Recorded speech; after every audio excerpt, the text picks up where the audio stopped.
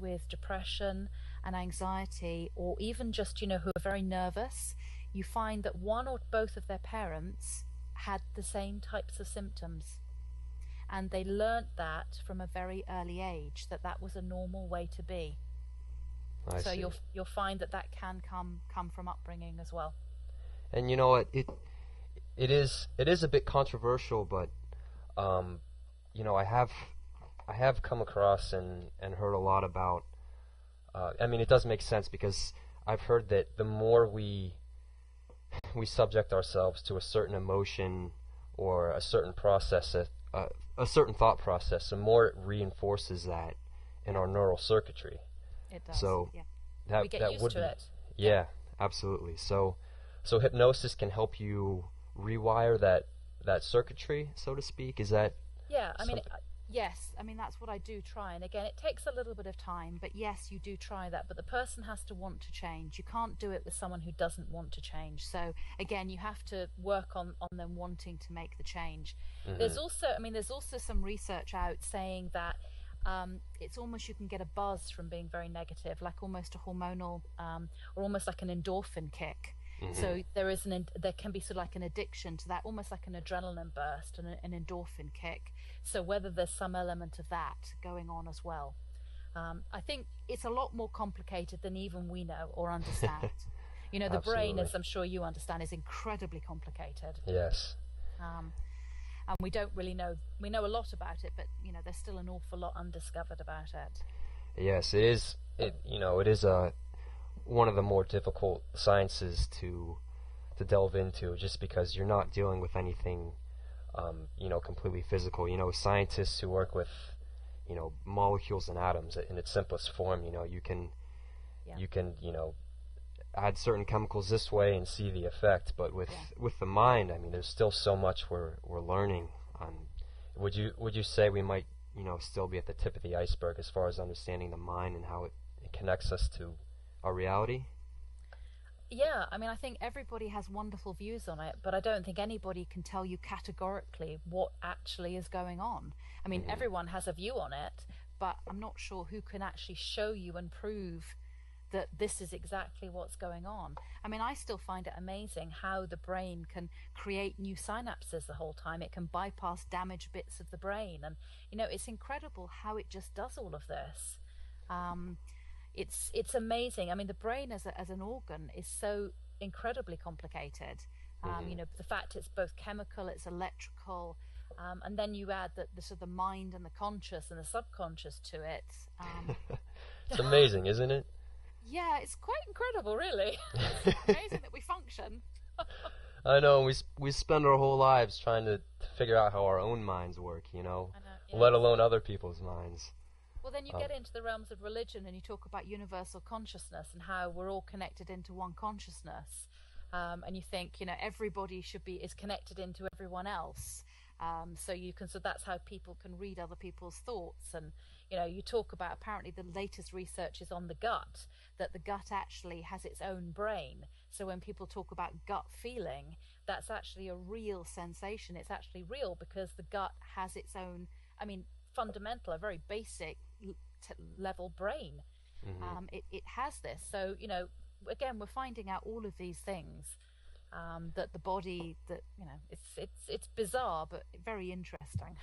Yes, it is very interesting. And just real briefly, I wanted to go into, since we were on the subject of hypnosis, I know that you deal with corporate clients as well as athletes. But first of all, how do you help corporate clients perform better? I do a lot of work with stress management and team building. So the stress management, the team building, sales performance. So again, you're working with things like confidence, and that comes into it. How people work with each other, how they interact with each other. So really interpersonal skills and dealing with any particular problems. And part of my other corporate work is also if people are smoking and they want to give up, or if they need to lose weight. So I work with sort of the corporates, and they'll allow their clients, sort of their workforce, to come and see me. So it tends to be a mixture. I see. And then with athletes, do you do sort of the same thing as far as confidence and Yeah, the team building? athletes is very much sports performance. So what we know is that when you're in hypnosis, you can actually control some of your bodily functions. You can reduce your blood pressure, you can actually play around with your heart rate, you can reduce it, you can increase it, you can actually perform better when you're in hypnosis. So what I do is I use hypnosis, one, to deal with any emotional problems that are going Hmm. on, if there are any. Also bringing athletes back when they've had to go through rehab. A lot of athletes, if they've been injured, there is a fear factor. They're frightened they won't get back. They're frightened about what it means for their career, and then they're frightened when they start to go back that they won't be accepted, that they won't be as good. So you deal with the emotional problems with that. But I also do, again, the team building, with if it's the football, with the team, Hmm. and actually just deal. So again, it's very fluid depending on what they need. But I'll work with them both individually and as a team. I see. And I've been an athlete myself. I was pursuing a cycling career for Oh, several years.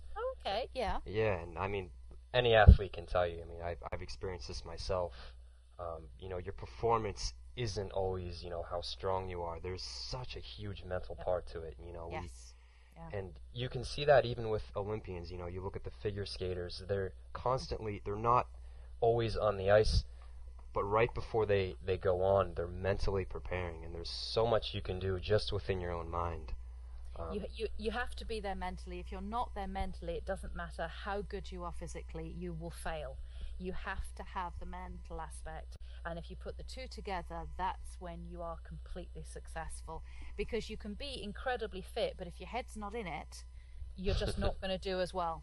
It just is, and you can see that happening all of the time. And I'm sure from your own experience, you'll see that that will have happened, because it happens to all of us.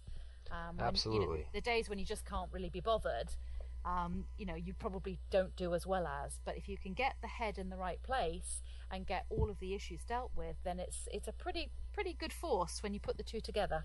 It is, and there's absolutely a synergy going on, between mind and body. There Mm. you can't have one without the other No, when you're no, trying to perform. yeah, Whether in the corporate world or out in the playing field. yep, Um, so I can definitely see how your practice could really help. yeah. Um, It has been very successful, which has been great actually.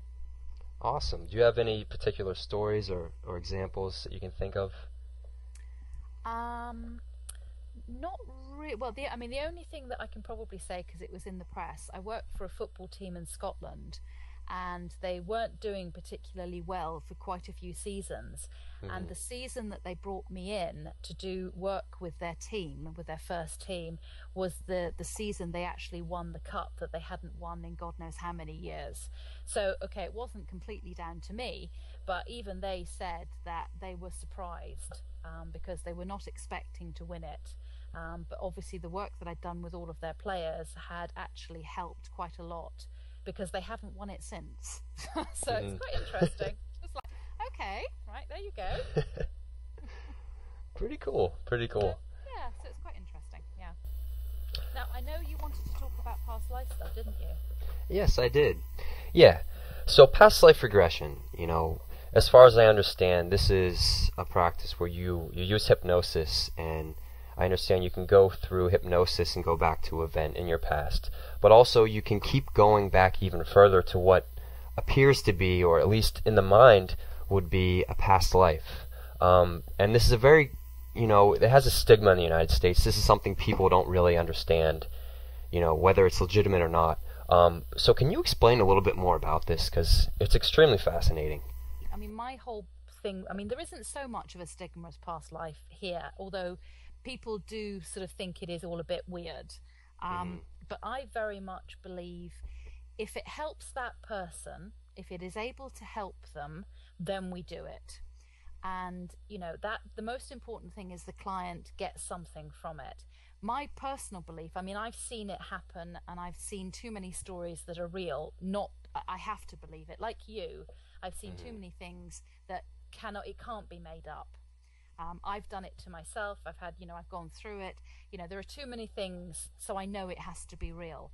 But I don't tend to do past life regression just for fun. I only tend to do it as part of the therapy, and I do